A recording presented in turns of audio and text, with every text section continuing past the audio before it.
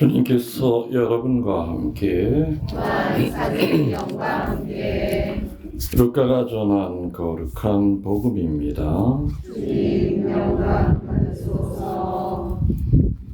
24장 35절에서 48절의 말씀입니다. 그 무렵 예수님의 제자들은 길에서 겪은 일과 빵을 떼실 때에 그분을 알아보게 된 일을 이야기해 주었다.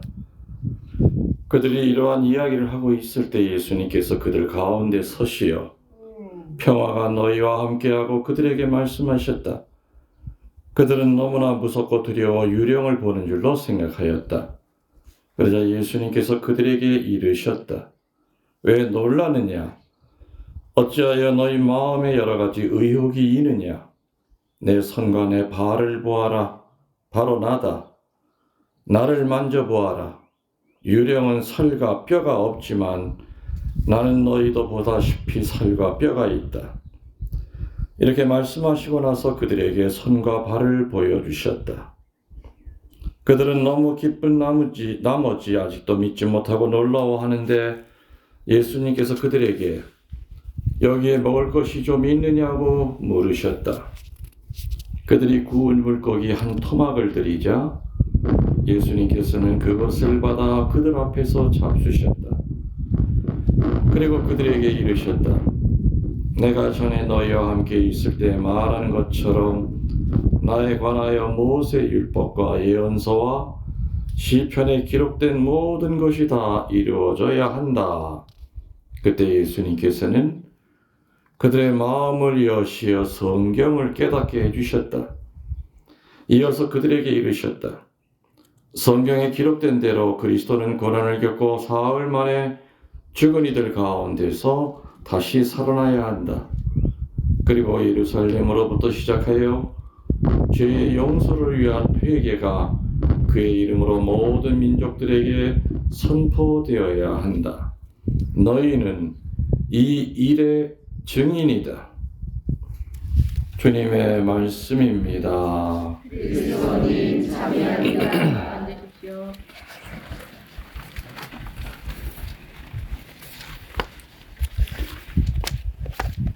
참 예수님, 주님의 이름으로 평화를 빕니다. 아멘. 부산에서 대구 쪽에서 또 전라남도에서 아마 선잠을 주무시고 여기 오느라고 애쓰셨습니다. 물론 버스 타고 오신 분들은 차에서 당연히 잠을 주무셨겠지요. 그죠? 눈 좀 붙였죠? 예, 아니면 말고요.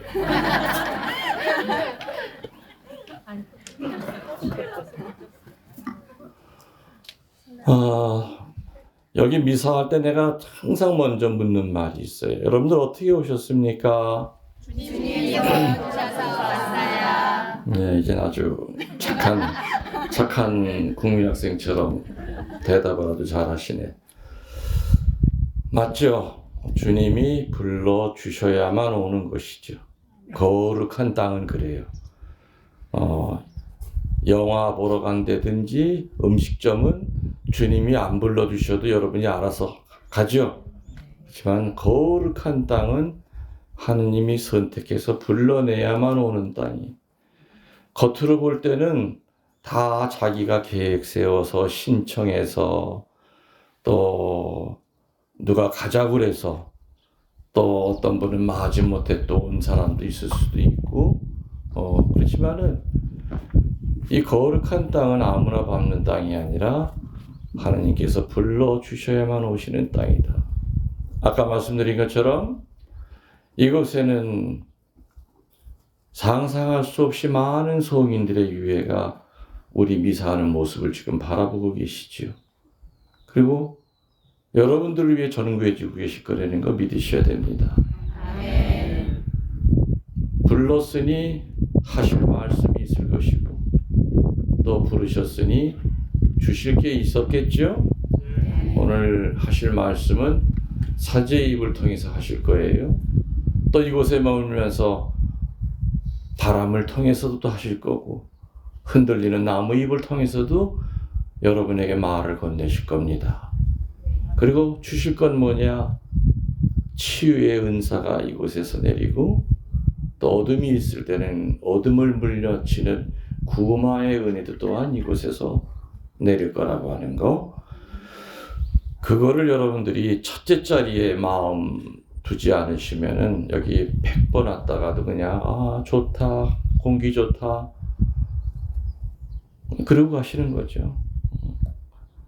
여러분이 여기 오려고 노력한 것보다 수백 배 하느님은 여러분을 이 자리에 끌어내려고 정말 많은 공을 들여서 이곳에서 불러내신 거예요. 우리는 감사합니다 하는 말을 해야 되겠죠. 해야 됩니다. 그러면 감사해죠. 요 바로 위에 주차장, 그 위에 복숭아밭이 있죠. 너무 이쁘죠. 복숭아도 보면 색깔이 조금씩 달라요, 꽃이. 왜냐면은 복숭아 종자가 다르기 때문에 그래요. 전 세계 복숭아가 한 150종류가 있어요. 한국에만 50종류가 들어와 있고 이곳 월정리에가 8종류가 들어와 있어서 그 8종류를 대개는 4종류 내지 5종류를 밭에 심어요. 그러니까 나무가 다르기 때문에 꽃도 색깔이 조금씩 달라요. 엷은 것도 있고 아주 진한 분홍색도 있고 다 달라요. 그것이. 근데 요 위에는 밭은 내 걸까요? 아닐까요? 아니에요. 절 거예요. 왜 조그만 절이 있는데 거기 계시는 스님이 농사짓는 한 260주 정도 농사를 져요. 저는 그래서 일부러 내 서재를 저 복숭아꽃을 보고 싶어 서재를 유리창을 그쪽으로 냈어요. 그래서 서재에서 이렇게 보면은 어떤 말을 해야 이 아름다움을 표현할까 할 정도로 너무너무 그림 같죠. 그래서 사진도 계속 찍고 이제 정원 닦으면서 이제 그림도 좀 이제 그려봐야 되고 너무 그림 그릴 게 많아요. 지난 초파일 때 작년에 초파일 때 케이크를 사가지고 갔어요. 가서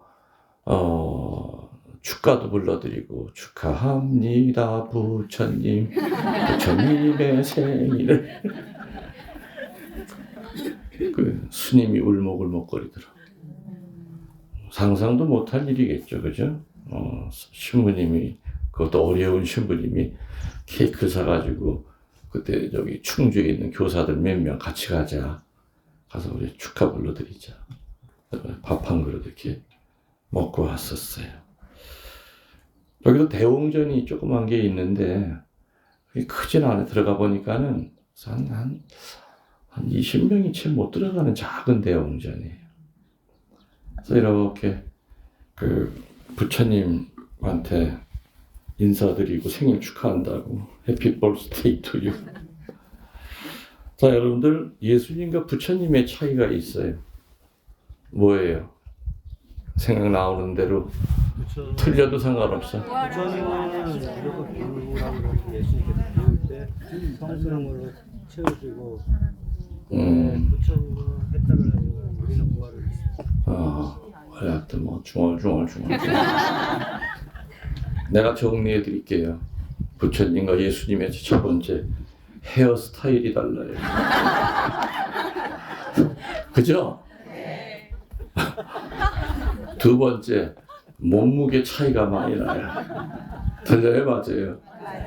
그다음에 세 번째 출신이 달라. 석가모니는 왕자 출신이고, 그죠? 예수님은 가난한 목수의 아들이에요. 맞죠? 예. 그 다음에 네 번째, 얼굴 표정이 달라. 예수님은 그냥 오만 고통에, 그죠? 보통 그게 다 그렇잖아요, 십자가가.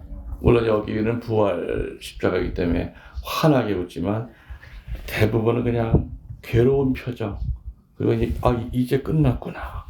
아유, 힘들어. 그 모습인데 부처님은 복을 주는 얼굴이잖아. 그죠? 그냥 괴로워하는 그 예수님 얼굴은 어디서 복이 나올 데가 없을 것 같아요. 그냥 뼈랑 가죽밖에 안 남아서 삐쩍 말라가지고 어디 뭐 복이라고는 붙어 있지도 않아. 근데 절에 가면요 얼마나 토실토실하게 그냥 그 앞에만 있었더니 복이 막 떨어질 것 같죠. 응? 편안한 모습이에요. 다섯 번째가 뭔지 압니까? 예수님은 부활하셨지만 부처님은 부활하지 않으셨어요. 자, 다섯 가지 뭐예요? 첫 번째 헤어스타일, 두 번째 몸무게, 세 번째 출신 성분, 네 번째 얼굴 표정, 다섯 번째 부활했느냐 안 했느냐. 맞죠? 제가 얘기한 얘기가. 오늘 제가 읽은 복음의 제일 마지막에가 어떤 말이 나오냐면은 너희는 이 일의 증인이다. 공간 복음에는 너희는 이 모든 일의 증인이다라고 나와요. 저는 공간 복음 번역이 훨씬 더 좀 좋아해요. 저는 지금도 난 성경을 이제 공부하고 연구할 때 공간 복음과 이제 원서를 가지고 보지만은 원어에는 이 모든 일이라고 나와요. 이게 오늘 키 워드면서 중요 센텐스예요. 뭐가요? 너희는 이 모든 일의 증인이다. 그럼 우리가 도대체 우리 보러 증인이라고 그러셨는데 그럼 그 모든 일이 뭘까? 모든 일의 내용이 뭔지를 알아야 되잖아요. 뭘 증인하라고 증언하라고 그러시는 걸까? 크게 두 가지. 첫 번째, 그냥 부활이 아니에요. 예수님이 실제로 부활하였다고 하는 것을 증언하라 이거예요. 유령이 부활한 게 아니라 실제로 부활했다. 유령은 실체가 없죠.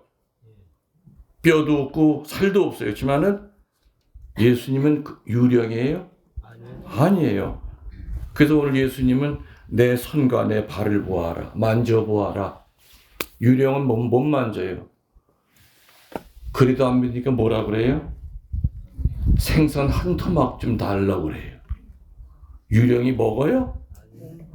그날 이 양반은 내 모르긴 몰라도 아주 그냥 이쁘게 잘 발라 드셨을 거예요. 내 손과 내 발을 보아라. 소생이라는 말이 있고 환생이라는 말이 있습니다. 소생이라는 말은 어떤 데 쓰시는지 아세요? 물에 빠져가지고서는 심장이 안 뛰면은 소생사죠. 물을 토하면서 이럴 때는 부활이라고 그래요? 소생했다고 그래요. 그 환생은 뭐예요? 윤회에 의하여 거듭거듭 태어나는 거예요. 소생은 뭔지 아셨죠? 환생도 뭔지 아셨어요. 그런데 소생에서 살아난 사람, 환생에서 다시 태어난 사람도 죽습니까? 안 죽습니까? 죽어요. 그렇지만 부활은 완전히 죽은 사람이 신비로운 몸으로 다시 살아나서 절대로 다시는 죽지 않는 것이죠. 그게 소생과 환생과 부활의 큰 차이점이에요. 그래서 그리스도교는 마약하는 사람이 환상을 보고 환청을 보고 만들어진 종교가 아니라는 것을 증언하라 그 얘기예요.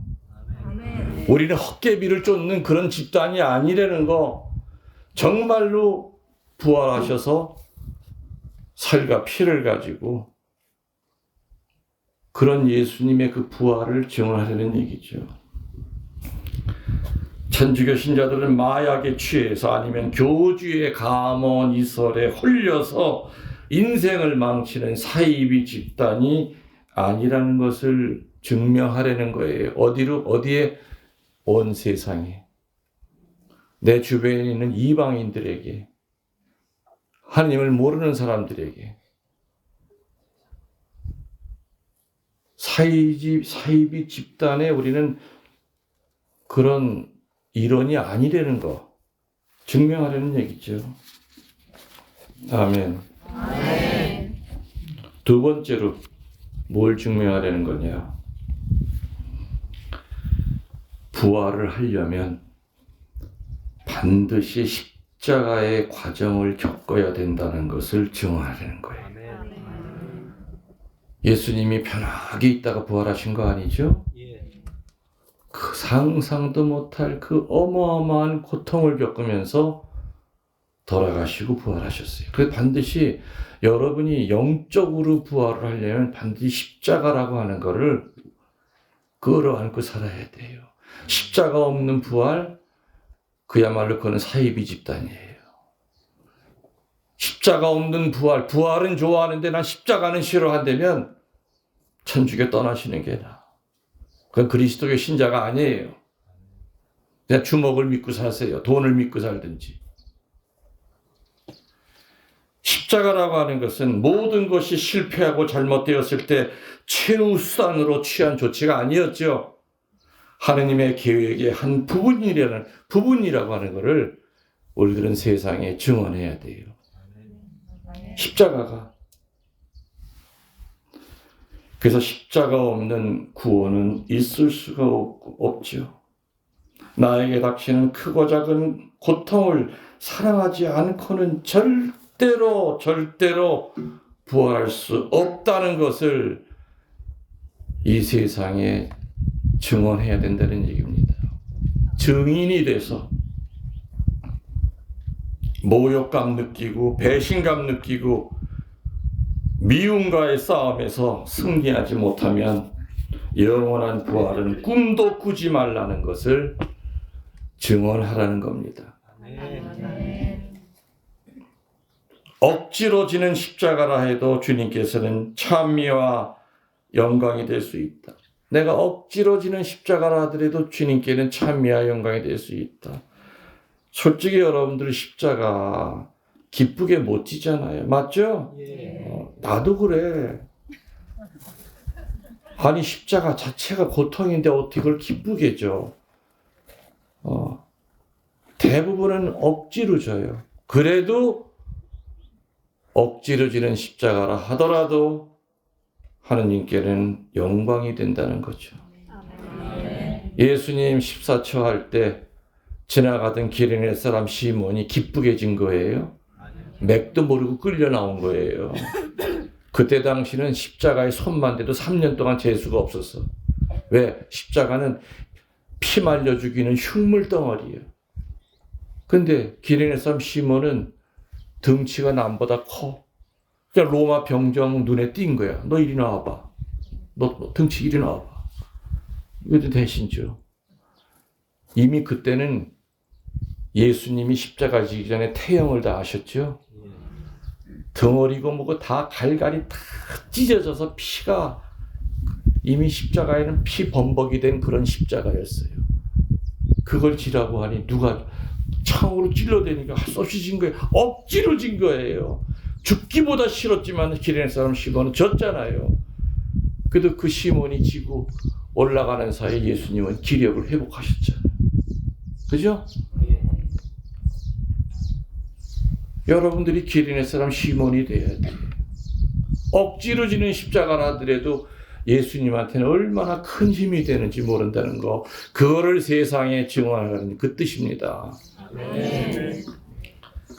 세상에 온갖 아름다운 말을 다 해도, 내 목숨을 남에게 나눠주어도, 내 콩팥까지 나누어 줘도 십자가를 사랑하지 못하면 부활하지 못한다는 것을 세상에 외치라는 얘기입니다. 여러분들 우리 주변에 보면은 성당 안 다녀도 참 선행 베풀고 착하게 사는 사람들 많죠? 그들과 우리의 차이는 뭐냐? 그들은 부활을 몰라요. 그냥 휴머니즘 때문에, 인본주의 때문에 그냥 딱 하고 불쌍하니까 도와주는 거예요. 우리는 하느님 때문에 자선을 베풀고 하느님 때문에 순명하고 하느님 때문에 봉헌하는 거죠. 차이가 크죠. 이 모든 일할 때 그 모든 두 가지라고 그래. 첫 번째는 부활의 실제성. 헛개비가 아니라 예수님은 실제로 부활했다고 하는 거. 그리고 우리는 실제로 부활한 그 예수님이 세우신 교회의 이론이라고 하는 것을 세상 만방에 증언해야 된다는 것이고, 두 번째는 뭐라 했습니까? 부활하기까지 반드시 십자가가 필요하다고 하는 것. 십자가를 떼어놓고서는 부활은 생각할 수 없다는 거죠. 새소리 좋다. 저는 하경 이 소리를 듣고 살아요. 오늘은 꾀꼬리가 안 왔네. 꾀꼬리가 나타나잖아요.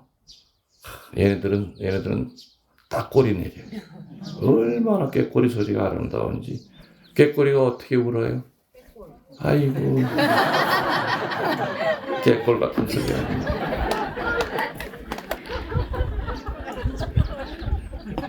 개꼬리가 깨꼴 그래.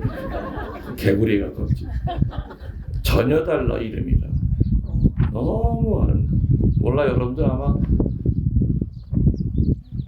이 소리.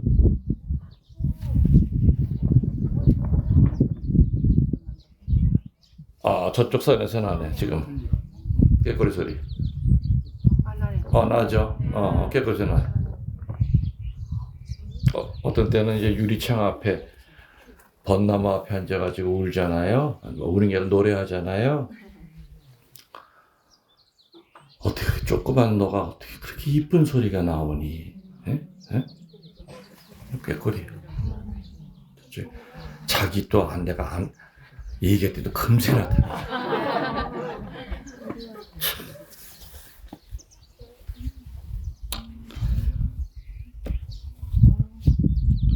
그래서 여기 이 집 저 앞에가 땅이 이렇게 혓바닥 모양으로 생겼어요.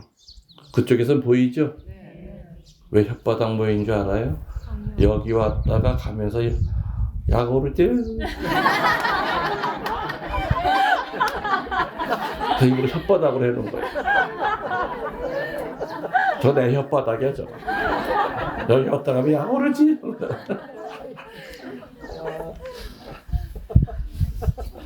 혓바닥 좀 생겼어. 이따 가서 봐.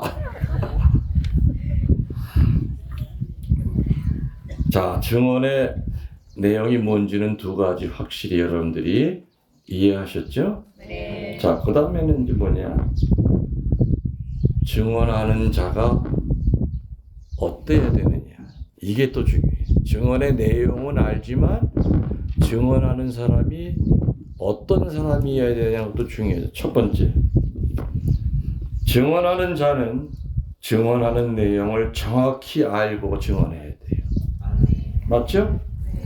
부활이 뭐고 십자가가 뭐고 그걸 정확히 알아야만 전달할 수 있어요. 증언하는 내용이 정확히 알고 있어야 된다. 두 번째, 증언할 때 신중해야 돼요. 말장난해서는 안 된다는 거죠. 어설픈 말 가지고는 안 되고 신중하게, 겸손하게 진리를 알려야 되기 때문에 신중해야 된다. 세 번째는 신념이 있어야 돼요. 뭐가 있어야 된다고요? 신념. 그렇죠. 네, 어느 본당에 있을 때 거기 장날이 되면 할머니들이 이렇게 물건 갖고 와서 팔죠. 근데 할머니 한 분이 개신교 집사야. 근데 그 할머니는 글도 몰라요. 그런데도 교회 다니면서 글을 깨우쳤대. 근데 그 할머니가 전교상을 받아. 거기 목사님 얘기가 주변에 저기 그 시장에 그 할머니 아시잖아요. 알죠. 유명하죠. 상 드렸대. 대학교 교수를 끌고 가요. 개신교 교리반에. 에? 신념이 있어. 신념 없이 내 머릿속에 아무리 좋은 게 들어있다 한들 성서 40주간을 몇 번 하고 5만 피정 강의를 다 들었다 한들 전해야 되는데 내가 신념이 없으면은 죽을 때까지 단 한 명도 성당으로 못 끌어요. 신념이 있어야 돼. 마지막 네 번째는 거짓이 없어야 돼. 내 삶 자체가 위선으로 살 때는 그 사람이 위해서 아무리 그럴듯하게 떠들어도 사람들은 믿질 않아요. 아우 저 거짓말쟁이. 이미 전부 다 신용이 다 떨어진 사람. 거짓말로. 그거 누가 믿겠어요? 그래서 증언해야 되는 사람의 태도는 네가 첫 번째.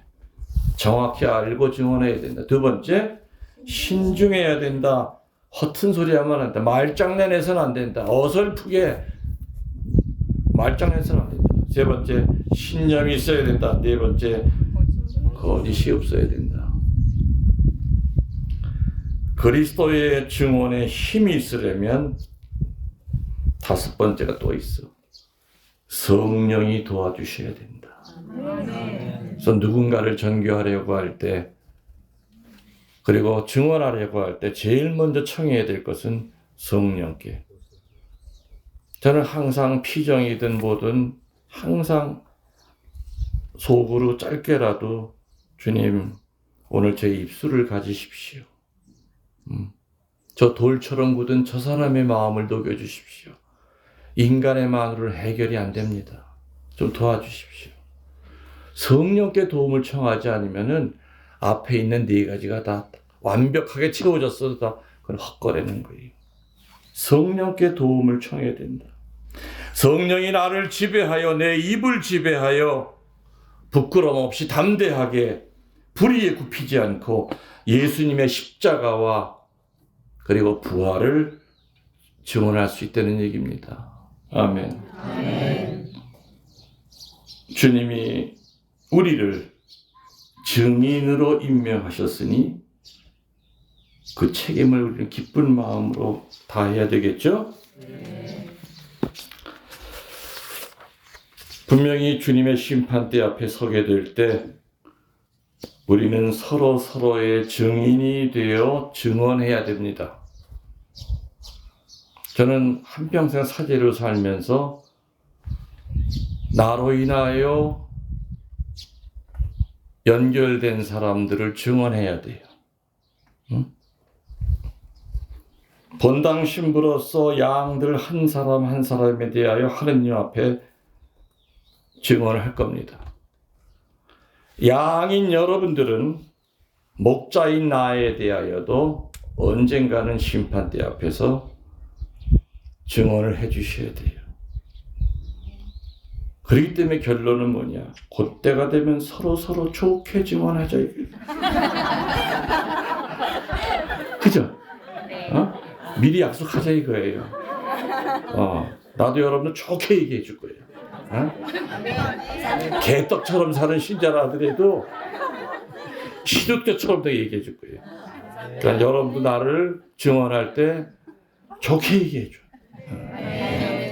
그래서 우리 다 같은 데서 살아야 되잖아요. 그죠? 천국에서도 또 피정해야 되잖아요. 그죠? 얼마나 좋을까? 그래서 저는 여기를 꾸밀 때 그냥 눈에 보이는 천국처럼 꾸미고 싶었어요. 해가 갈수록 여기는 점점 더 아름다워질 거예요. 아름다워질 거예요. 오늘 주님께서는 이 모든 일의 증인이다. 부활에 예수님이 실제로 부활했다고 하는 거, 거기에 대한 증언을 해야 된다. 그리고 부활하려면은 반드시 십자가를 소중히 여겨야 된다는 거, 그거 증언해야 된다. 그리고 증언하는 사람들의 태도는 첫 번째가 나와야죠. 정확하게. 어설픈 지식은 그건 차라리 안 갖고 있는 것만 못해요. 그러면 교리를 배워야 되고 유튜브 강론을 통해서 사제들이 하는 얘기를 정확히 정리도 해야 되고 쓸 건 쓰고. 유튜브 좋잖아요. 계속해서 반복해서 들을 수 있잖아요. 얼마나 좋아 세상이. 그 다음에 두 번째는 신중해야 된다. 신중해야 된다. 내가 저 사람한테는 어떤 말을 해야 될까? 또 이 사람한테는 또 어떤 식으로 얘기해야 될까? 지혜가 있어야 돼. 세 번째는 신념을 가지고 그렇지. 신념이 있어야 돼. 그 사람의 그 신념 때문에 그 앞에 있는 사람이 무너지게 만들어야 돼요. 배추장사 할머니한테 대학 교수가 끌려가게 만들어야 돼요. 문학 박사가 헛떡 걷는 할아버지의 손에 이끌려서 성당에 온단 말이에요. 예비자 교리반에 등록을 한단 말이에요. 헛떡 걷는 할아버지가 대학 교수보다 많이 배웠어요? 아니잖아요. 더 부자예요? 그것도 아니잖아요. 근데도 이 할아버지 말을 들으면 믿음이 간다. 이 할아버지가 너무 열심히 사는 거 보고 나 가겠다.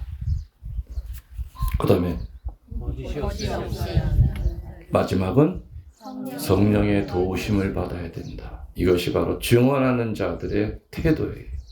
그래서 오늘 복음의 제일 중요한 센텐스는 너희들은 이 모든 일의 증인이다. 오늘 여러분들 여기 왔다 가면 또 증언하셔야 돼. 신부님 사는 데가 어떻더라? 거기 갔다 와서 나 치유받았다. 그래서 여러분들이 여기 올 때 얼굴과 이따가 안수받고 돌아갈 때 얼굴이 달라요. 어떤 분은 이 자리에서 뭔가 아내가 몸에 변화가 왔다는 걸 느끼는 분도 있고요. 어떤 분은 집에 가서 느끼는 분도 있고, 어떤 분은 병원에 가서 다시 검사할 때 의사로부터 치유됐다. 그런 얘기 듣는 분도 있고, 이렇게 육신의 치유만이 아니라 영적인 치유도 여기 다녀가고 난 다음에는 정말 미웠던 사람이 안 미워지기 시작하고, 그리고 기도하기 시작하고, 이게 영적인 치유죠.